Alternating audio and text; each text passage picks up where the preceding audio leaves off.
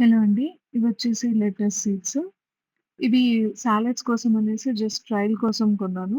చాలా ఈజీగా గ్రో అయ్యాయి. సో, ఆ సీడ్స్ వేస్ట్ చేయగూడదనేసి ఇప్పుడు పెడుతున్నాను. ఇవి టేస్ట్ పర్లేదనిపిచ్చింది కానీ, సీడ్స్ చాలా విచిత్రంగా మ్యాజిక్‌గా అనిపిస్తాయి. ఎందుకంటే పొట్టు లేని జీలకర్రలాగా ఏదో పొట్టు పొట్టుగా ఉంటుంది సీడ్స్. ఈ సీడ్స్ నుంచి ప్లాంట్స్ గ్రో అయితాయా? అట్లా చాలా కొత్తగా ఉండింది లాస్ట్ టైమ్ స్టార్ట్ జేసినప్పుడు. కానీ ఇవి చాలా వచ్చాయి. మళ్ళీ రీపాట్ చేసుకోవాలి వచ్చిన మొక్కల్ని వీటితో పాటు. తాలే సీడ్స్ ఉన్నాయి కానీ దాని టేస్ట్ చేదుగా అనిపిస్తది. అందుకనేసి నేనింకా అవి యూజ్ చేయడం మానేశాను.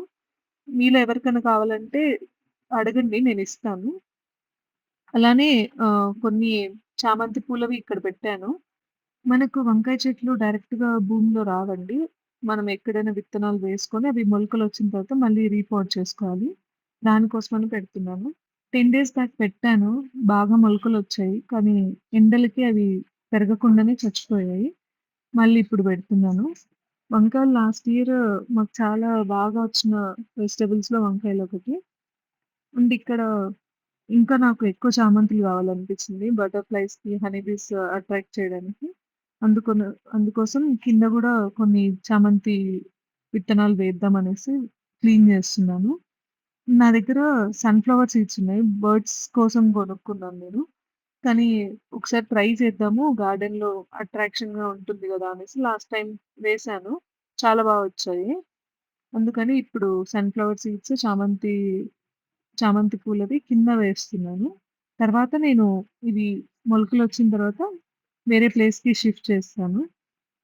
అండ్ ఇంకోటేంటంటే నాకు సన్‌ఫ్లవర్ సీడ్స్ ఎంత అట్రాక్షన్‌గా అనిపిస్తాయంటే బట్ 1 వీక్ మాత్రమే ఉంటుందది ఫ్లవరింగ్.